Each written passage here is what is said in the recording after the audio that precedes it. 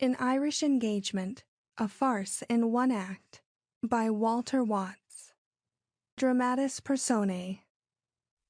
Mr. Bullfinch, read by Algy Pug. Mr. McCarthy, read by Alan Mapstone. Captain Foxlove, read by Todd. Tim Rafferty, read by Andrew James. Julia Bullfinch, read by JennPratt. Norah, read by Nettle. Stage directions, read by Jenn Broda. An Irish Engagement. Scene, a room in the house of Mr. Bullfinch, handsomely furnished. Folding doors, cupboard right, window left, a table center with breakfast set. Julia and Norah discovered. Julia seated at table right. Hope! Norah, there is no hope. Then, ma'am, don't say so. Sure, you're not married yet. But soon shall be. He's expected every day, every hour, and then— Don't have him. Pluck up a spirit. Tell him you can't love him, won't love him, and what's more, don't intend to love him. That your whole and undivided heart is given to the captain, and you're determined your hand shall go with it. But my father will disown me if I dare disobey him. He loves you too much to do that, ma'am, I'm sure. How unlucky the captain is, poor! But never despair. Take my word for it. You'll have him yet. Hail, poor Foxlove! All our dreams of happiness are gone forever. Oh, lovers' dreams, all smoke. Noise without. Hush! As I live, that's Tim, my Tim. I'd know his own beautiful voice in 1,000. Runs to window left. Yes, it's him. And as I live, the captain. Your father's out, miss, so I think we might venture to let him in. By all means, fly. Exit Norah. Moments like these are indeed precious. With what joy my heart bounds when he is near. I feel that with him alone I could be happy. Foxlove. Enter Captain Foxlove, left. Dearest Julia, what joy once again to see you. Say, what news of the enemy? The worst possible, dear Foxlove. By a letter received by my father this morning, he's already on the road here to claim his bride. Then we have not a moment to lose, my dear Julia. I have thought of a stratagem, which, if successful, may yet save us. A stratagem? Yes, love. Stratagems in love and war are equally allowable. You say that neither your father nor yourself have yet seen your intended husband? Nor have we. My father and his were schoolfellows. Their friendship increased with their years. They married at the same time. Their wives brought them one a son, the other a daughter. An agreement was then made between them that the children should wed when they became of age. That time has now arrived, and Mr. McCarthy is on his way from Ireland to claim his bride. And should you refuse to marry him? My father forfeits £10,000, unless the agreement is mutual. It must be our endeavours to make it so. So, now for my project. What think you of passing off my Irish servant, Tim Rafferty, as the expected Mr. McCarthy? Yes, but what then? And, by his behaviour, try and disgust your father with his Irish engagement. Excellent. But should the real one arrive? Leave that to the fortune of war, a forlorn hope that may end in love and happiness. 'Tis worth the trial. Cupid assist us and crown it with success. Let us hope for the best. Meanwhile, I'll jump into his clothes, so that I may be at hand to watch and guard you. Bravo! Let us at once to action. Immediately. Here, Tim! Tim! Tim, without, left. Come on, sir, come on. He is exactly suited for our purpose. A genuine Irishman, full of fun, humour, and impudence. Here, Tim! Tim, I say! Tim, without. Easy, sir, easy. I'll be with you in the twinkling of a cat's tail. Norah and he are sweethearts. Confound the fellow. Tim! Tim! Enter Tim Rafferty, left. Here I am, your honour. At last, sir. Politeness beats duty, sir. Serve the ladies before all the world. Nay, dear Foxlove, we ourselves know how hard it is to part. Tim, crossing to centre. Wish a long life to you. Maybe you're not a jewel of the first salt water, and it's yourself I'd like for a master, and no mistake. Now, Tim, we want your assistance. Sure it's yours before you ask it. I am aware you are a clever, intelligent fellow, Tim. Be my faith the truest sentiment you ever uttered. You will then consent to what I shall name to you. Faith, that I will, before you name it at all at all. That is enough. Farewell, dear Julia. We go at once to put our scheme into execution. Farewell, dear Foxlove. Heaven grants you success. Exit Foxlove, left. And Tim, remember the happiness of my future life depends on you. Your happiness. Make yourself easy, my darling. Depend on me. I'll go through fire and water for you. Exit Julia, right. Tim Rafferty, your soul now will be after showing the universe what an edification you've had. Whatever your scheme is, I'm with you, and by the piper that played before Moses, if I don't teach them what an Irishman can do, may I never set eyes on old Ireland again, or obtain my own dear little Norah for life. I've a bit of a little song that I coax her with. Come down here, and Norah dear. Exit Tim. Enter Julia, right. Pray heaven we may succeed. My heart is again filled with hope, with love and hope who should despair. Now to play my part. Oh, love, love, to what wild schemes do you drive your votaries? Enter Norah. Och, mistress, there's my Tim a-going to transmogrify himself. He says I'll not know him a bit, that he'll make as elegant a gentleman as ever eat buttermilk with a fork or praties with a spoon. Yes, Norah, to serve me. Oh, what a tremblin' I'm in, supposing it's found out who he is. 'Tis merely a harmless scheme after all. And what will I do if he never comes back to his own elegant self again? Why then, Norah, you'll have a gentleman for a sweetheart. A gentleman? And is it the likes of me that would have a gentleman for a sweetheart?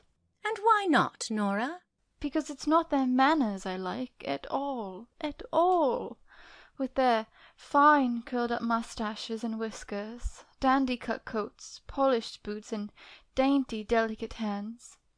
It's too much trouble for the likes of them to make love properly, and tell a girl what a beauty she is.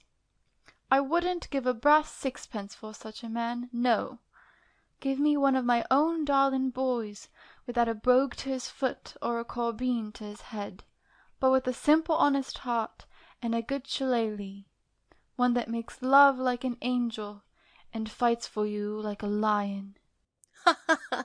Norah, you're eloquent. And isn't it in a good cause, Miss Machree?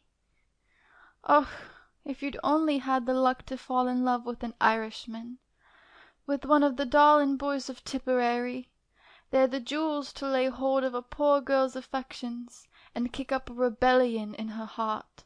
They twist and they turn, wheedle, flatter, and kiss until they so bewilder a poor girl that it's glad she is to say, "Paddy, you devil, take me at once and make an honest woman of me." But here comes your father, miss. I'll be off and prepare for the scrimmage. What a frustration I'm in! Oh, this love, this love! It bothers all creation entirely, and us poor servants into the bargain. Exit Norah.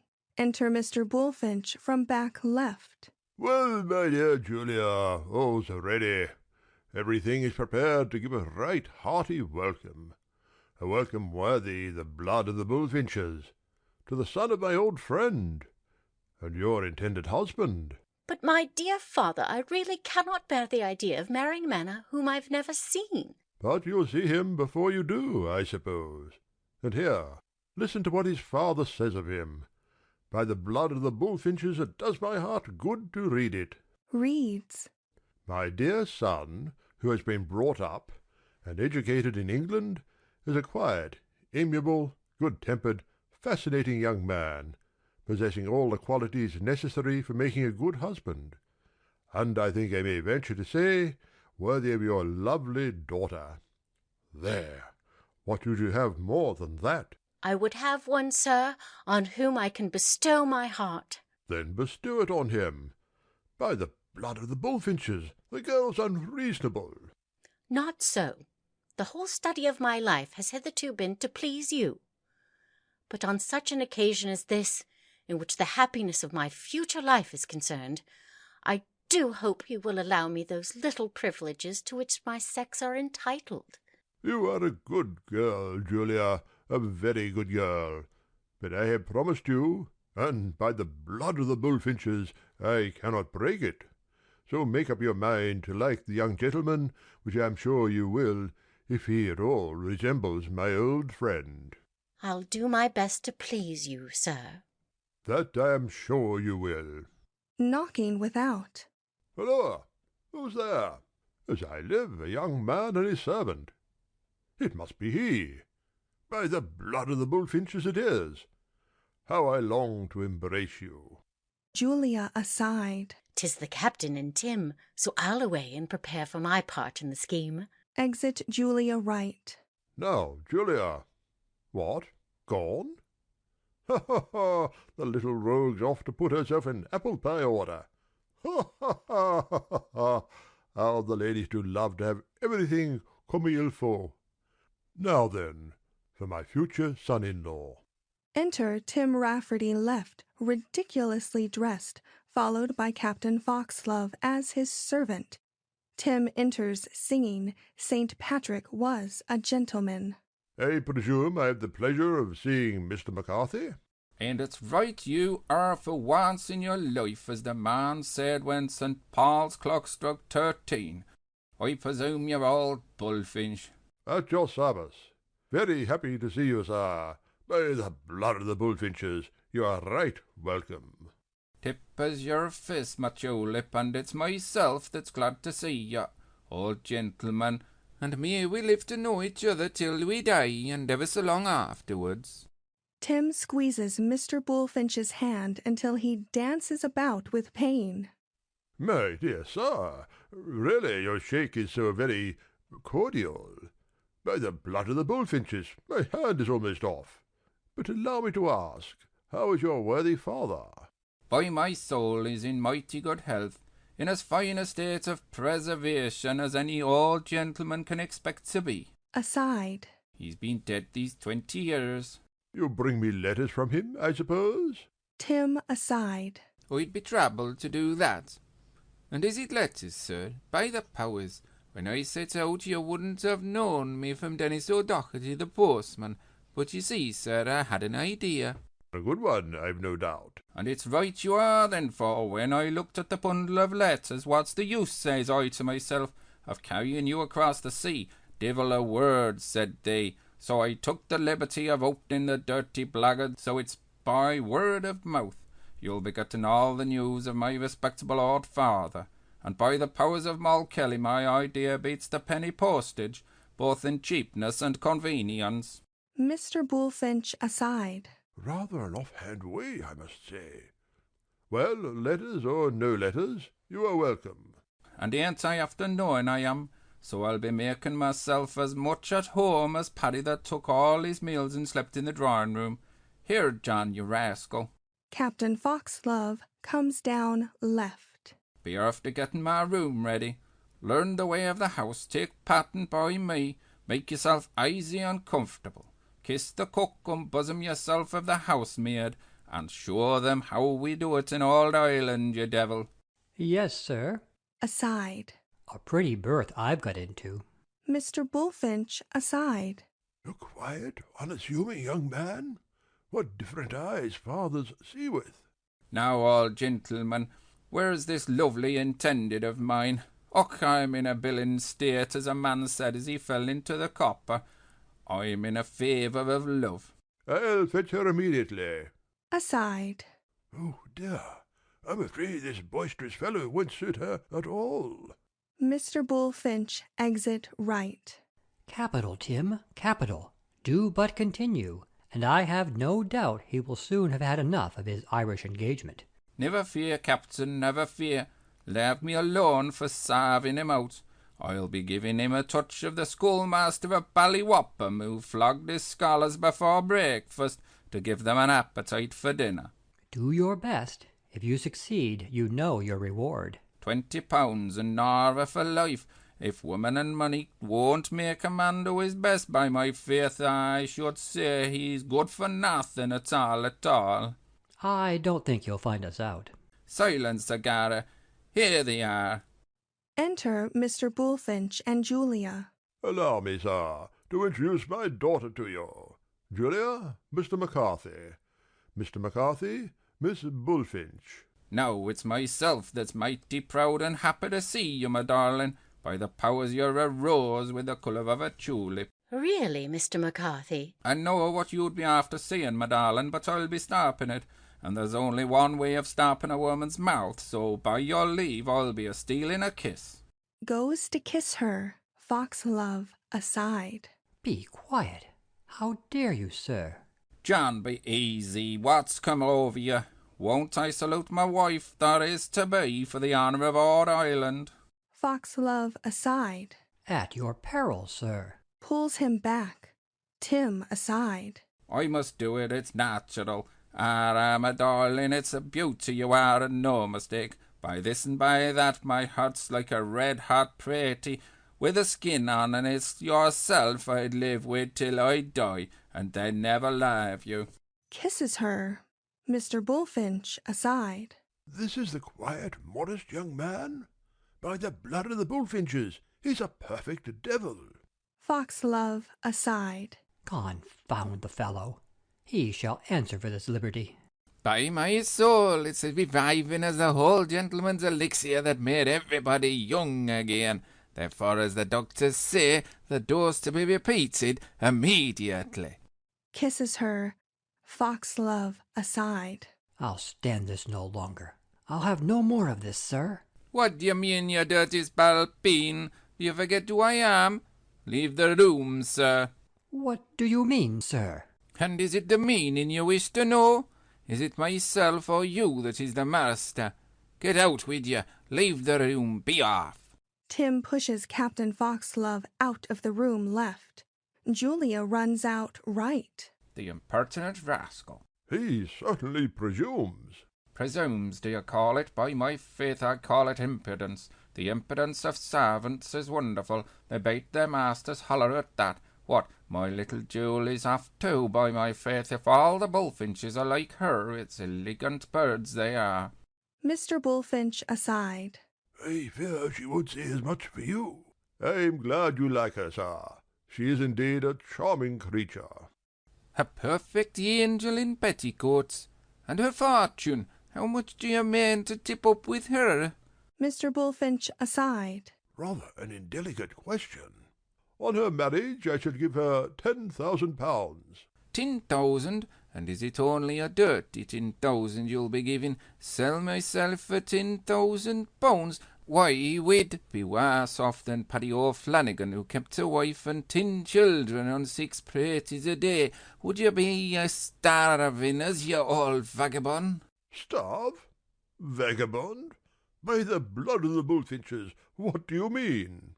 What I say, and now I'll be after telling you how a man to live, and then say if a paltry 10,000 will be doing it. Let me hear what you intend to do.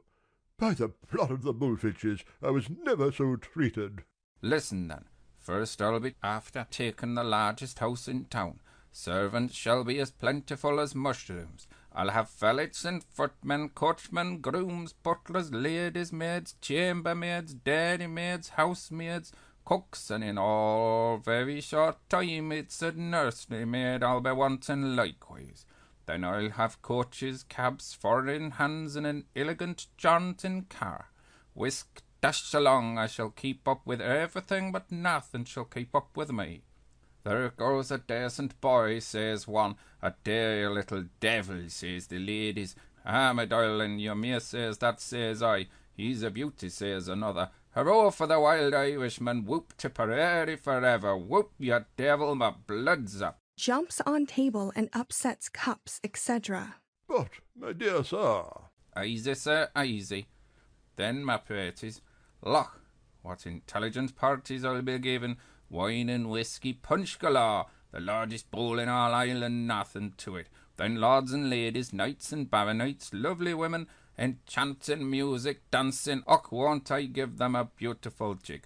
I'll astonish the weak minds of the dirty world. And how can I be doing this on a paltry 10,000? By my faith, you must multiply that sum by 10. I'll do no such thing. By the blood of the Bullfinches, I'll give not 1 penny more. Say that again. I repeat it. You do. I do. By the blood of the Bullfinches. Then, by the blood of the McCarthys, I'll make the Bullfinches pipe to a beautiful tune. Whoa, my blood's up a dirty 10,000, you spalpeen. Come on, I'll pepper you, I'll fight you for the honour of all Ireland. Come on, my old cock chaffinch. Beats Mr. Bullfinch, who retreats around the stage, followed by Tim, who keeps striking him. Help! Murder! Help! Enter Julia Wright and Captain Foxlove, left. Dear father, what is the matter? That badman was about to murder me. Murder, what? What's that he says? I murder him. I'd have as pretty a fight with him as ever was seen at Donnybrook, and all for the sake of friendship, if he hadn't come in to spoil sport. By the blood of the Bullfinches, I don't require striking proofs of your friendship. Oh, that ever I should have such a son-in-law. And that is the man on whom I am to bestow my heart? How is it possible? I have been an old fool, I know. I feel I have. But what's to be done? Let us give him a farther trial. I must, however, retire and compose myself. By the blood of the Bullfinches, I have not been so ruffled for years. I leave you, sir, for the present. And joy go with you, my daisy. Oh, dear. Oh, dear. Quiet, gentle, unassuming. Exeunt Mr. Bullfinch and Julia through centre. Tim Wright. Hurroo, hurroo, there's a dose for the old gentleman. I feel my 20 sovereigns kicking each other already in my pocket. But you carry it a little too far, sir. What occasion was there for you to take the liberty of kissing the lady? Mustn't I be doing the thing natural, sir? Could I be a lover, and not salute my wife? Such a thing was never heard of in all Ireland. Now, I'll tell you what it is, sir. Just be after giving Norah a dozen or so, and then it's quits. We'll be crying, no say no more about it. Crosses left. All goes all right, and before night it's 500 more he'll be glad to give to get rid of me. Be more discreet for the future. My dear Julia. Enter Julia through centre. My father has retired to his room to obtain a short repose, but I was alarmed by a knocking at the gate. Enter Norah in great haste, left. Och, ma'am, och, sir, my heart's as big as a whale and my head's as full of blubber. It's all over. Is it over, you mean? I wish it was, and the 20 pounds in my pocket, and you in my arms. What's over, my darling? Och, Tim, he's come. He's come. Who? The real Mr. McCarthy. Bad says to him, he's this moment arrived. Och, botheration. Bad luck to him, the dirty-faced vagabond, and how will I be getting out of the bog now? We are lost. Was ever anything so unfortunate? Is there no hope? No way of getting rid of him? I have it, leave it to me, and it's the battle I'll win yet. Follow me, and I'll just be explaining it to you. And Norah, do you first turn the key on the old gentleman, and then be showing the young one up here. Away with you, my darling. Exit Norah through centre. Will I be giving up 20 pounds so easy? No, I'll first be giving him a touch of Irish cunning, so follow me. Tim, exeunt through centre. Enter Norah shooing in Mr. McCarthy, left. Be kind enough to wait here, sir, while I announce your arrival to the family. Norah exit through centre, right. Well, here I am at last, in the house of my father's old friend, in the character of a suitor to his daughter, who I have never seen. But if she is ever so beautiful, I can never love her. My heart is already given to another. so I must manage to break off the match as easily as possible, so as not to exasperate either of the old gentlemen, or be the death of the lady, who luckily can't care a straw about a person she's never set eyes on. Who have we here? Enter Tim through center right. Tim aside. Now I must play the gentleman. Aloud. Servant, sir. I presume you are Mr. McCarthy. Aside. That's just what's said to me. At your service, sir.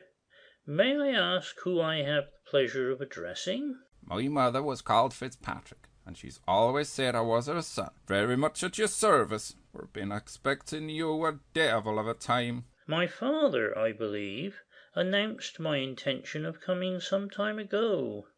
May I inquire for Mr. Bullfinch? Poor old gentleman. I trust there is nothing the matter with him? No sudden illness? Poor old fellow, but he's pitied he's to be all the world over, but it's in the family. In the family? My dear sir, pray explain. Then you haven't heard? About what? The poor gentleman, poor fellow. Not a word since his last letter to my father. Then it slipped his memory to write and tell you, I suppose. It's my painful duty to inform you he's wrong here. Taps his forehead. What do you mean? Is he ill? In the mind, but not in the body. In fact, sir, it's apartment he's got to let in the upper story. I really don't understand you, sir. In plain language, what is his complaint?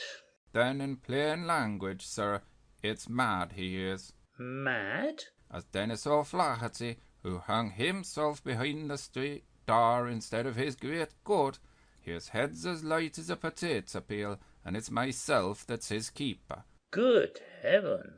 What a misfortune! When did this happen? I couldn't take upon myself to say, seeing as I don't be after knowing. Is he raving? Raving it is. He's as quiet and as easy as a suckling pig at its mother's bosom. But you see, sir, it's strange fancies he's after taking into his head. What do you think he's got in his head now? I really can have no idea. Why, it's myself he takes for yourself, and McCarthy, he always calls me. Now that's strange. Very. You may say that, but when he sees you, he'll declare you're not yourself. Then what am I to do? Just be after letting him have his own way, and it's all right. But contradict him and whoop, he's off like a skyrocket. There's a system in his madness, take my word for it. I'll take great care. Have you any idea of the cause of it? What brought it on? Is it the cause you'd know? Then between ourselves this is confidential and private, so mind, don't tell anybody. You don't want to know it. Of course, of course. You may trust me. Then by my soul, sir, between you and myself it's in the family. You don't say so. His daughter? Och, the creature, I wouldn't be giving a brass farthing for all the brains she's got, and it's worse than the old gentleman she'll be before long, and it's myself knows nothing about it. What a misfortune. What an escape I've had. How is she affected? Her husband's like the man who went up in the balloon to fish for stars, rather too high-minded. Sometimes off she goes, whisk-pop, och, botheration, you never saw such a she-devil. The sooner I'm out of this, the better. Madness in the family. I wouldn't have her with 50,000. By the piper of war, here she is. Now, sir, it's yourself we'll see with your own eyes. Mr. McCarthy, aside. This will be a good excuse for my declining the match. Now for my bride that was to be. Enter Julia, fantastically dressed, through center right. Permit me to introduce you to Mr. McCarthy from the sweet little town of Doomvara. Aside. Give it him, miss. It's yourself must fight your own battles now, while I go and stir up the old gentleman. Whoop! Won't I make him raw? Tim exit through center left. Julia right. Mr. McCarthy, how delighted I am to see you. I have read of you, thought of you, dreamt of you, and now to gaze upon you. Oh, 'tis heavenly. Mr. McCarthy, aside. This is rather an awkward situation. My dear madam, I'm delighted to see you. They sit. I am in a galaxy of delight. When quite an infant I toddled from my mother's arms, I heard thy name, blended with my future fate. Our names were woven with a wreath of roses. I treasured up all in my heart. There thine image has lain slumbering. In murmuring brooks I've pictured thee, on starlight nights were wafted unto thee, and now like a bright luminary you burst upon my sight, and dazzle me with thy lustre. Mr. McCarthy, aside. Mad without a doubt. My dear madam, I regret to hear about your father. My father, he's a saint in heaven. Angels watch around his pillow. He was my guardian angel until you came to take me from him. Mr. McCarthy, aside. Heaven forbid. I would not for the world deprive him of so great a treasure. But now you're come to take me to your bosom. Therefore, with wild delight, I throw myself into your arms, mad with supreme bliss.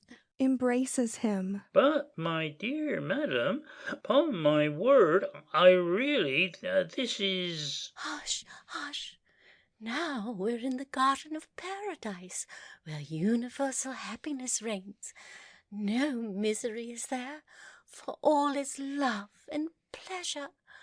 I feel the balmy incense of love stealing through the air, and you, like an angel, are watching me. You'll never part from me? Mr. McCarthy, aside. I only wish I could. No, never, never. Always love me, tender me with a jealous care? Yes, always, always. Aside. Anything to get rid of her. Never smile on others more fair and lovely? Never, I assure you. Swear to be true to me forever. Really, my dear madam. Swear, or the demon of jealousy will take possession of me, and I shall tear you into little stars. Swear. Mr. McCarthy, aside. She's raving. I swear, I swear. Then here I'll rest forever. Lays her head on his shoulder. Mr. McCarthy, aside. Upon my life, this is pleasant. How shall I get rid of her? An interesting situation. Will you lead me to your father? Here I will slumber. Oh, what's that I see? 'Tis a demon, a vampire. He comes to devour me. See, 'tis there, there. Clings to him. Save me, save me. Let us away, love. Let us away into the realms of bliss. Oh, he comes again. Away, away, away. Julia rushes out through center right. Thank heaven she's gone at last. I breathe freely again. Poor creature, she's raving. The sooner I get out of this, the better. This will free me, and I can now wed my own Kathleen without further opposition from my father. Enter Tim, laughing through center left. Tim aside. Ha ha ha! What botheration? I'll die for laughing. Haven't I riz the blood of the bullfinch? Ha ha! Peppered his head like the flower box. There'll not be a shindy at all, at all. Get out of the way, sir, for here comes the old gentleman in one of his fits, and as wild as O'Brien's coy that went mad because she couldn't eat her own tail. Then I'll be off. I've had quite enough of one of the family.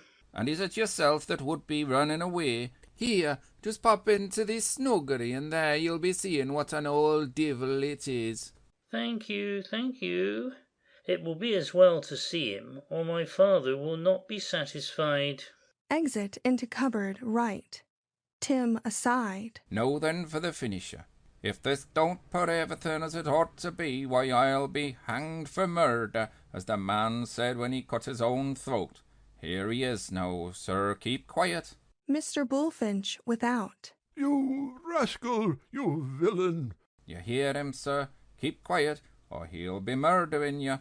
Enter Mr. Bullfinch left, his wig on the wrong way, covered with flour, his clothes in disorder. How dare you use me so? By the blood of the Bullfinches, you shall pay for this. I'll not put up with it. I'll not endure it. Easy then, easy with the hay, honey, or you'll be putting yourself in as great a perspiration as a ball of snow in the dog days. What is the meaning of this treatment? Look at me, sir.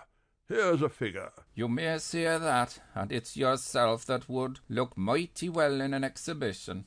Aside to Mr. McCarthy. Just take a peep at him, sir. Mr. McCarthy peeps out. Aside. Good heavens, poor creature. By the blood of the Bullfinches, you drive me mad. But I'll not endure it. So let me tell you, Mr. McCarthy. Tim aside to Mr. McCarthy. You hear what he calls me? Although I have a great respect for your father, I'll not put up with such treatment from his son. So get out of my house. Now be easy with you. I say again, get out of my house. By the blood of the Bullfinches, I'll no longer bear your presence. So be off directly. Then it's yourself that will be off directly. Be quiet with you while I speak to you. Aside to Mr. Bullfinch. Be after listening to me. They say you're mad. Mad? By the blood of the Bullfinches! Stark, staring, raving mad, and they've sent for a keeper to keep you quiet. A keeper for me? Pooh, nonsense.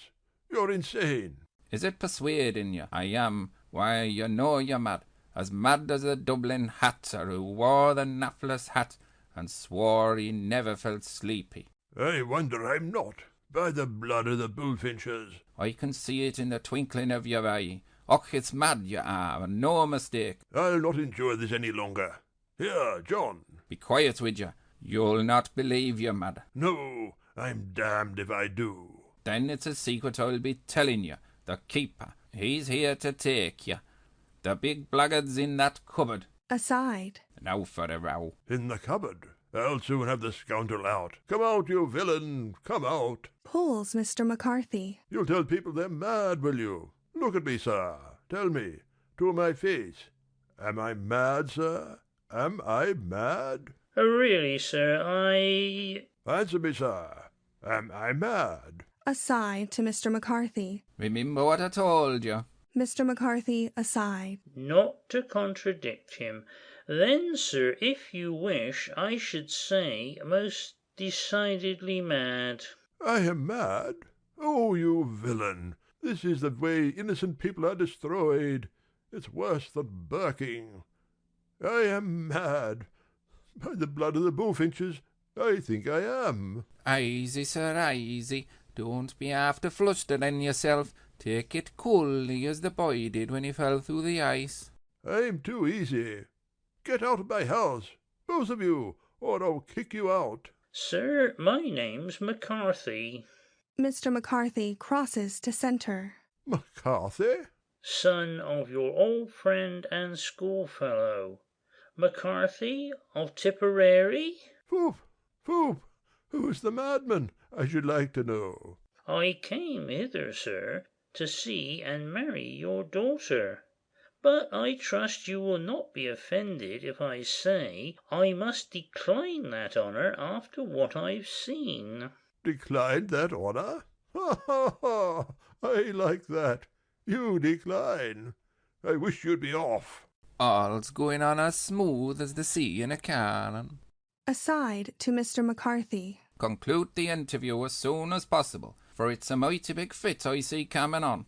Here, sir, is an agreement I have drawn up, by which I voluntarily resign the lady, and thus release you from the forfeiture. I'll be after squinting at it. Takes it. Wish a long life to you the very thing. £20 and Norah for life. Exit Tim, center right. Here, sir, is a letter from my father, And I now, sir, take my leave, Crosses to left. trusting that before long yourself and your daughter will be perfectly restored. Stop, stop! What's all this? My old friend's writing. My dear son, the bearer of this. Signed, Dennis McCarthy. Here's some mistake. You can't be Mr. McCarthy. No other has a right to that title, I can assure you. By the blood of the Bullfinches! Then who was the person who just left us? He's Mr. McCarthy. I know him only as your keeper, by name Fitzpatrick. My keeper? Yes, sir. He informed me that both yourself and your daughter were mad. Mad? I only wonder I'm not. Damn me, I think I am. I'm bewildered. First one McCarthy, now another. What is he? Who is he? Where is he? Enter Captain Foxlove, Julia, and Tim. Here, my jewel, Tim Rafferty at your honour's service. By the blood of the Bullfinches, will nobody explain? Permit me, sir. You had promised your daughter, whom I loved, to another, under a forfeit of £10,000, to obtain your release, from which we assumed the various disguises you have seen, and I now hold it in my hand. And I hold mine in mine, as good a looking £20 note as ever I clapped eyes on. By the blood of the Bullfinches, do I hear right? Yes, my dear father. Crosses to Mr. Bullfinch. I could not give my hand without my heart. We have saved you a large sum of money, and from the misery of knowing you had rendered an only daughter wretched. Then who the devil are you, sir? Captain Foxlove, of the Dragoons, and this is my servant. I trust, sir, you will forgive everything, and make your daughter happy. If you don't, I'll be powdering your wig again, and this time I'll be doing it with a shillelagh. This is all very fine, but what says Mr. McCarthy? That I am happy to find you really a reasonable being. My hand and heart are promised to another. So allow me, one of the parties deceived, to add my entreaties for their forgiveness. Arrah, my Joel, says the word, and it's myself that will serve you for 100 years, and then bury you comfortably. So just be after making us all happy and yourself into the bargain. Well, I suppose I must. There, take her, Captain Foxlove. The deceitful little hussy has played her part so well, there's no refusing her.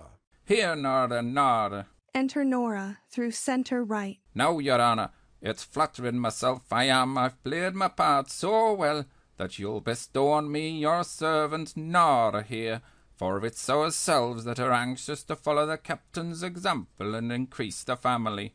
You're welcome to her, and by the blood of the Bullfinches, I'll give away the bride. Your honour's a trump to the backbone, and therefore I promise you that it yourself shall stand godfather to the first boy or girl, and now we are all pleased. Hurroo, I'm like the horse that ran so fast, you couldn't see him.